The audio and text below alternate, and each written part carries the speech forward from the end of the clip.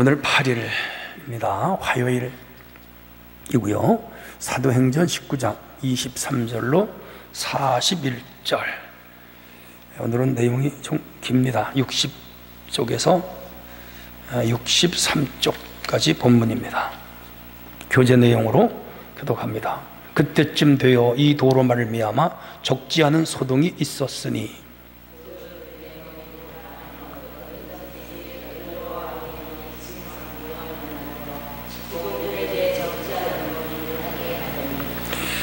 우리 녹화 때문에 같이 읽겠습니다. 25절. 그가 그 직공들과 그러한 영업하는 자들을 모아 이르되 여러분도 알거니와 우리의 풍족한 생활이 이 생업이 있는데 이 바울이 에베소뿐 아니라 거의 전 아시아를 통하여 수많은 사람을 권유하여 말하되 사람의 손으로 만든 것들은 신이 아니라 하니 이는 그대들도 보고 들은 것이라. 우리의 이 영업이 천하여질 위험이 있을 뿐 아니라 큰 여신 아데미의 신전도 무시당하게 되고 온 아시아와 천하가 위하는 그의 위엄도 떨어질까 하더라. 그들이 이 말을 듣고 분노가 가득하여 외쳐 이르되 크다 에베소 사람의 아데미여 하니 온 시내가 요란하여 바울과 같이 다니는 마게도니아 사람 가이오와 아리스타고를 붙들어 일제히 연극장으로 달려 들어가는지라. 바울이 백성 가운데로 들어가고자 하나 제자들이 말리고 또 아시아 관리 중에 바울의 친구된 어떤 이들이 그에게 통지하여 연극장에 들어가지 말라 권하더라. 사람들이 외쳐 어떤 이는 이런 말을 어떤 이는 저런 말을 하니 모인 무리가 분란하여 태반이나 어찌하여 모였는지 알지 못하더라. 유대인들이 무리 가운데서 알렉산더를 권하여 앞으로 알렉산더가 손짓하여 백성에게 변명하러 하나 그들은 그가 유대인인 줄 알고 다 한 소리로 외쳐 이르되 그도다 에베소 사람의 아데미여 하기를 2시간이나 하더니 서기장이 무리를 진정시키고 이르되 에베소 사람들아 에베소시가 큰 아데미와 제우스에게서 내려온 우상의 신전지기가 된 줄을 누가 알지 못하겠느냐. 이 일이 그렇지 않다 할 수 없으니 너희가 가만히 있어서 무엇이든지 경솔이 아니하여야 하리라. 신전의 물건을 도둑질하지도 아니하였고 우리 여신을 비방하지도 아니한 이 사람들을 너희가 붙잡아 왔으니 만일 데메드리오와 그와 함께 있는 직공들이 누구에게 고발할 것이 있으면 재판날도 있고 총독들도 있으니 피차 고소할 것이요 만일 그 외에 무엇을 원하면 정식으로 면회해서 결정할지니라. 오늘 아무 까닭도 없는 이 일에 우리가 소요 사건으로 책망받을 위험이 있고 우리는 이 불법 집회에 관하여 보고할 자료가 없다 하고 이에 그 모임을 흩어지게 하니라. 아멘. 오늘은 악한 선동을 잠재우시는 능력의 하나님, 이렇게 됩니다. 이제 바울이 에베소에서 약 3년 있었어요. 이제 그곳을 떠나야 돼요. 마게도냐로 지나서 이제 예루살렘으로 갔다가 예루살렘에서 그의 꿈은 로마로 가는 거예요. 로마는 당시 세계의 중심이었고요. 그리고 그의 궁극적 꿈은 서바나, 오늘 스페인으로 가는 거예요. 그런데 오늘처럼 교통이 좋은 것도 아니고 또 오늘처럼 치안이 되어 있는 것도 아니고 오늘처럼 여권 비자가 있어서 다른 나라에 들어가면 그 나라 경찰이 지켜주는 것도 아니에요. 그냥 모르는 나라를 들어가는 거예요. 죽을지도 몰라요. 중대한 결정이에요. 그러나 그 가야 돼요. 왜? 주께 받은 사명 때문에. 자, 그런데 여기서 하나 또 문제가 생겼습니다. 여기 지금 에베소 교회 문제가 생겼는데 여기 어떤 문제가 생겼나 하면 아데미 신전의 마스코트 팔아먹는 장사꾼들의 소동이 벌어진 겁니다. 자, 23절부터 우리가 조금 보겠습니다. 그때쯤 되어 이 도로 말미암아 적지 않은 소동이 일어났다. 이 도는 바울이 전하는 그리스도교, 예수교 문제가 생긴 거예요. 왜냐하면 바울이 3년 동안 사역하면서 에베소 전 지역과 그 근동의 지역들이 복음을 듣고 많은 사람이 예수께로 돌아온 거예요. 여러분, 예수를 믿는 사람이 많아지면 무슨 문제가 생기죠? 우상숭배하는 사람의 수가 적어지죠. 근데 우상숭배를 그 직업으로 삼는 사람들에게는 자기들 돈벌이가 약해지죠. 그러니까 이익과 관련이 되면은 문제가 생겨요. 24절, 데메드리오라 하는 은장색이 있는데 아데미 신상 모형을 만들어 직공들에게 적지 않은 벌이를 하게 했다. 우리나라 올림픽 하면은 호돌이가 마스코트잖아요. 그때 그 호돌이 마스코트 팔아서 그때 돈 많이 번 사람들이 있거든요. 마찬가지로 이 지역에는 최고의 신전이 있는데 그 신전이 아데미 신전, 우리말로 아데미고 원문으로는 아르테미스 신전이에요. 근데 이 아르테미스 신전의 그 신은 특이하게 생겼어요. 21개의 가슴을 가진 여자의 사자, 표범, 기린, 벌 문양을 만들었고 머리 주위에는 박쥐가 에워쌌어요. 12개 박쥐가 에워쌌습니다. 그리고 몸은 그 대리석 하얀 걸로 만들었는데 이 고대 헬라 사람들은 조각하는데 기술자들이에요. 그래서 지금도 로마, 그리스, 유럽을 가면은 모든 건물에는 대리석으로 깎아 만든 여신, 남신들이 있는데 그 남자 몸과 여자 몸보다 더 아름답게 조각을 해요. 그래서 그 헬라 사람들의 신은 언제나 사람을 형상화해요. 기독교의 신은 형상화를 안 하잖아요. 그래서 우리 십자가만 달잖아요. 그게 이제 헬라 이방 우상 신의 특징이에요. 그런 신을 섬기는데 그 신의 모양과 신전도 7대 불가사의예요. 오늘날도 어떻게 그렇게 큰 신전을 그 당시 만들었는지 몰라요. 지금은 다 무너지고 기둥만 서 있는데 저도 거기 2번 가봤는데 어떻게 그 고대 시대에 그런 신전을 만들었는지 불가사의예요. 미스테리예요. 그거를 마스코트요, 작은 축소 모형으로 만들어서 그 만드는 공장이 있고요, 공장에는 직공이 있고 그걸 유통하는 사람들이 있고 가게마다 그걸 팔아요. 그러니까 공장장도 돈을 벌고 직공도 돈을 벌고 유통하는 사람도 돈을 벌고 가게도 돈을 벌어요. 그러니까 이 에베소에는 상당히 많은 사람들이 이 신전 모형을 팔아먹고 돈을 번단 말이에요. 근데 바울이 3년간 전도하면서 다 예수를 믿으니까 이게 우상은 필요 없게 되니까 자기들 수입이 끊어질까봐 불안한 거예요. 그래서 이 에베소 시민들을 동원해가지고 지금 뭘 하고 있죠? 폭동을 일으켰어요. 폭동을. 이제 바울과 그 일행을 죽이자는 거죠. 바울이 큰 위기를 당했습니다. 그들의 주장이 이거예요. 그래서 25절에 우리 풍족히 살아갔는데 26절, 에베소뿐 아니라 아시아 전 지역을 다니면서 이 사람들이 선동하기를 손으로 만든 신은 가짜고 자기들이 믿는 신이 진짜라고 하니 우리의 이 우상 신전이 이제 권위가 떨어진다. 27절, 영업도 위험해진다. 그리고 이 당시 고대 아시아 지역에서 아데미 신전이 최고의 권위를과 위험이 있었는데 그 위험도 떨어질 것이 아니냐. 아직 그 마스코트 장사가 직접적인 손해를 본 건 아닌데 지금 이 사람들이 그렇게 될까봐 가정해서 지금 이 바울 일행을 이제 죽이려고 하는 거예요. 28절, 그들이 분노가 가득하여 외칩니다. 아데미여, 아데미여. 여러분 축구장 같은데 한 4, 5만 명이 관객이 있는데 응원할 때 막 소리 지르면요 무서워요. 이 광화문 같은데 몇십만 명이 모여가지고 데모할 때요 소리 지르면요 시내가 떠나갈 것 같아요. 지금 여기 그 에베소 연회장이 있는데 여기 에베소 극장은 오늘처럼 이 건물 안에 있는 게 아니고요, 이 돌로 계단을 쌓고 사람이 4, 5만 명이 앉아서 구경할 수 있는 야외 극장이에요. 여기 지금 수만 명이 몰려왔어요. 29절. 자, 그래서 막 함성을 지르고 두려워요.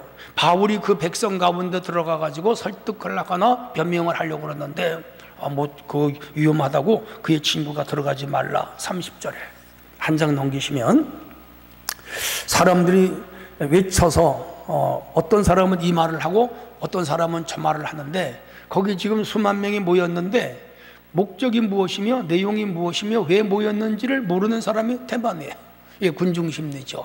그래서 이 대중심리와 군중심리는 목표하는 사람이 이끄는 방향으로 따라가는데 왜 그 일을 하는지도 모르고 데모에 참여하는 사람도 많이 있어요. 위험하죠. 그래서 대중심리와 군중심리는 위험한 거예요. 그리고 아무도 책임을 안 져요. 책임을 안 져요. 자, 33절, 유대인들이 무리 가운데서 알렉산더를 권하여 앞으로 내밀어서 이것을 지금 바울을 옹호해 주려고 그래요. 그런데 이 알렉산더는 유대 사람이라 이 헬라 사람들인 에베소 사람들이 그 유대인이다 하면서 배척을 해요. 막 소리를 지르고 점점 위험해졌어요. 34절 보시면 유대인인 줄 알고 한 소리 쳐하라되 아데미여 아데미여, 에베소 사람들이 2시간 동안을 지금 농성을 하고 있는 거예요. 자, 이제 이 문제를 한 사람이 해결을 해요. 그 사람이 누군가 하면 서기장입니다. 35절,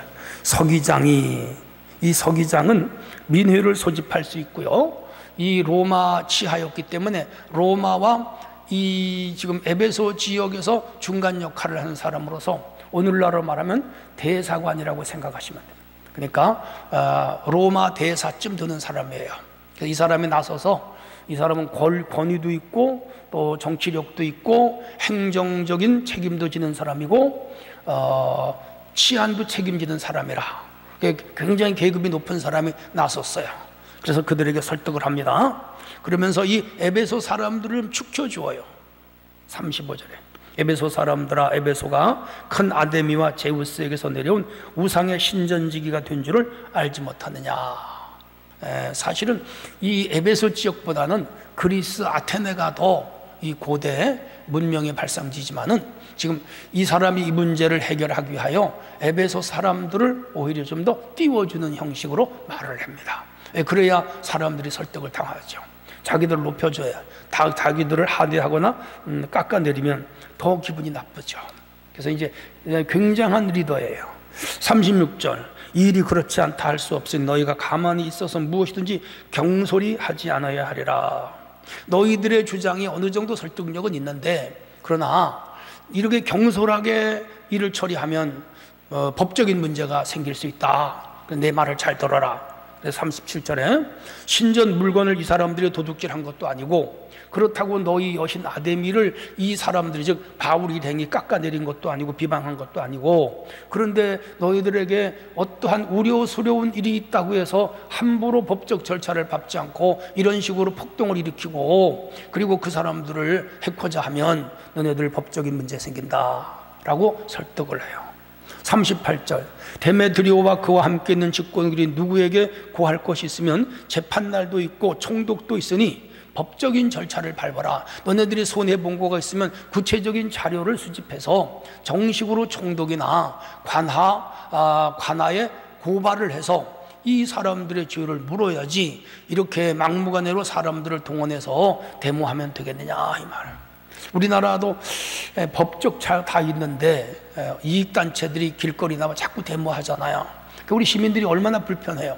퇴근할 때, 출근할 때 힘들잖아요. 그래서 법치국가는 법으로 해결하는 게 맞고, 길거리 나와가지고 함부로 소리 지르고 하는 건 썩 좋지 않다고 봐요.